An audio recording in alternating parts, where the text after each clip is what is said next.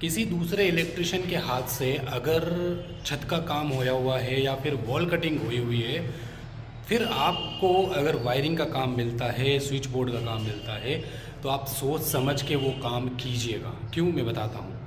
वो सोच समझ के इस वजह से कीजिएगा क्योंकि वहाँ पे पाइप चोकिंग के चांस भी हो सकते, क्योंकि हमको नहीं पता होता कि वहाँ पर सिचुएशन क्या है, पाइप कैसे लगे हुए हैं, किस प्रकार लगे हुए हैं। जैसे कि मुझे काफ़ी जगह पे वायरिंग के काम ज़्यादा मिलते हैं, जैसे कि कई कहीं पुराने घर होते हैं जिसमें छत का काम होया हुआ होता है, कई जगह वॉल कटिंग हुई हुई होती है, खाली वायरिंग करना है। तो अब वायरिंग करना है, लोग ये सोचते हैं खाली वायरिंग करना है, बट नहीं, उसमें हर चीज़ हमें मैनेजमेंट के हिसाब से देखनी पड़ती है।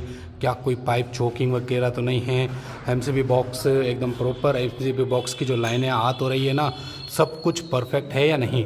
चलो मेरे साथ जो है वो बताता हूँ। एमसीबी बॉक्स की जो मेन लाइन है ना, वो ऊपर पहुँचानी है, बट ऊपर जाने का कोई पाइप ही नहीं है यहाँ पर। और यहाँ पर एक पाइप था, वो चोक हो गया है और होया हुआ था। ये छत का काम हमने नहीं किया है, ठीक है। मैं आपको ऊपर जाके दिखाता हूँ। यहाँ पे देखो, इस जगह सरिया लगा हुआ है और इसको हम पार कर रहे हैं इस तरह से।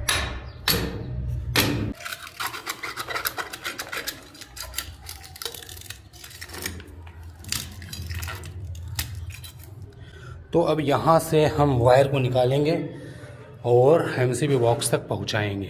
देखो, आग बंद करके बिल्कुल भी आपको भरोसा नहीं करना है इस चीज़ पे कि यार हमें तो सिर्फ वायरिंग ही करनी है, छत का काम होया हुआ है और दीवार पे वॉल कटिंग हुई हुई है तो हम खाली वायरिंग ही तो करनी है। नहीं, बहुत समय बर्बाद हो सकता है आपका, बहुत ज़्यादा टाइम लग सकता है, क्योंकि अदर इलेक्ट्रिशियन की पाइपलाइन बिछी हुई है तो पता नहीं है किस तरीके से होगी। क्योंकि हमारे केस में यहाँ पर भी ऐसा ही हुआ कि हमें होल निकाल करके एमसीबी बॉक्स तक लाइन को पहुँचाना पड़ा। यहाँ पर एमसीबी बॉक्स की लाइन ही नहीं थी।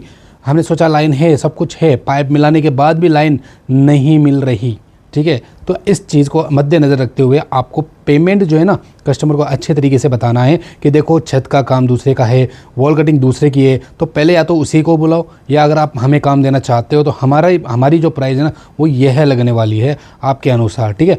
अपने हिसाब से बता दीजिए। इस चीज़ में नए इलेक्ट्रिशियन ज़्यादा फंसते हैं, बाकी ओल्ड इलेक्ट्रिशियन है वो सब जानते हैं कि किस तरीके से उनको काम लेना चाहिए।